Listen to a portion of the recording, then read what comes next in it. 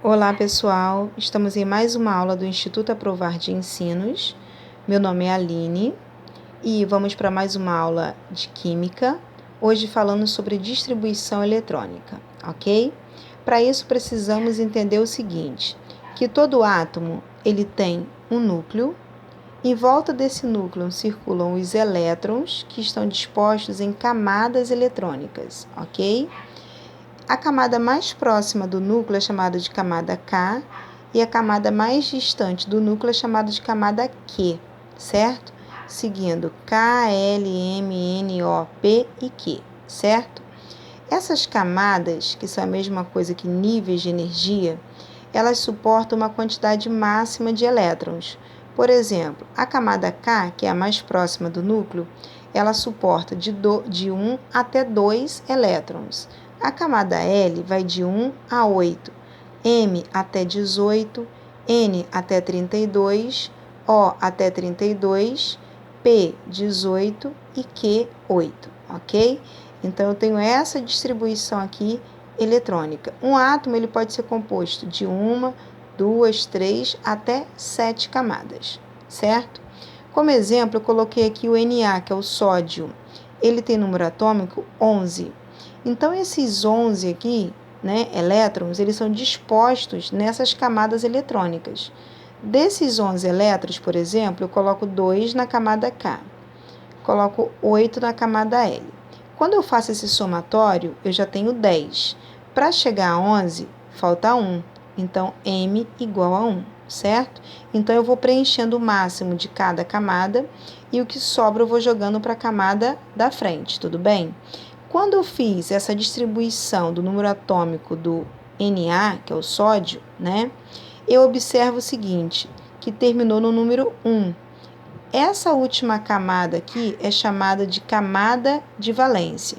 Então, a camada de valência é M igual a 1, certo? Esse 1 aqui também indica a família. A família desse elemento é 1 ou 1A, certo? E a quantidade de camadas que eu usei vai indicar o meu período. Esse elemento está no terceiro período, ou seja, na terceira linha da tabela periódica, certo? E o nome dessa família, 1 ou 1A, são metais alcalinos. Então, eu faço a distribuição eletrônica, certo? O último número aqui, que é a camada de valência, vai me indicar a família.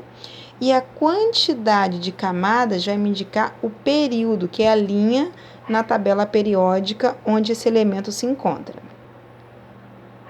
Então, aqui, pessoal, agora com outro elemento, cloro, que tem número atômico 17. Quando eu faço a distribuição, fica K igual a 2, L igual a 8 e M igual a 7. Então, a camada de valência do cloro é 7, M igual a 7. O período também é o terceiro, porque eu também utilizei 3 camadas, certo?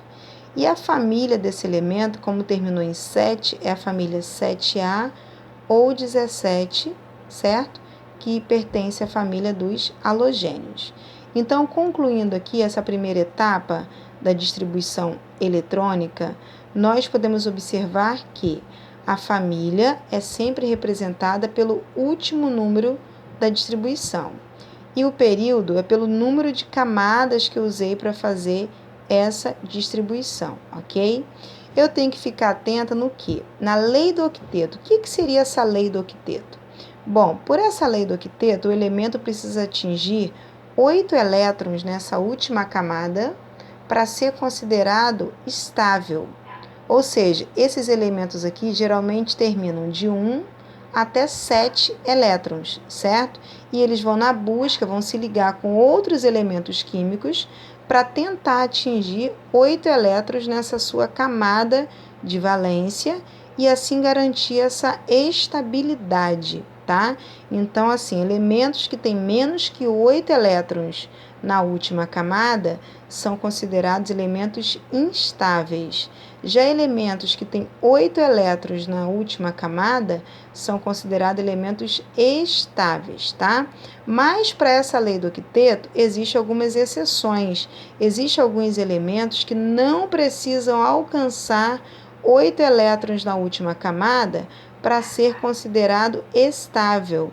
É o caso, por exemplo, do gás hélio, tá? Que ele tem só 2 elétrons e mesmo assim ele faz parte dos gases nobres, ok?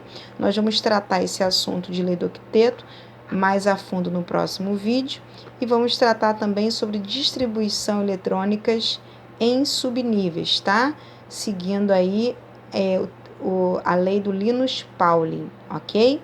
Então, até o próximo vídeo.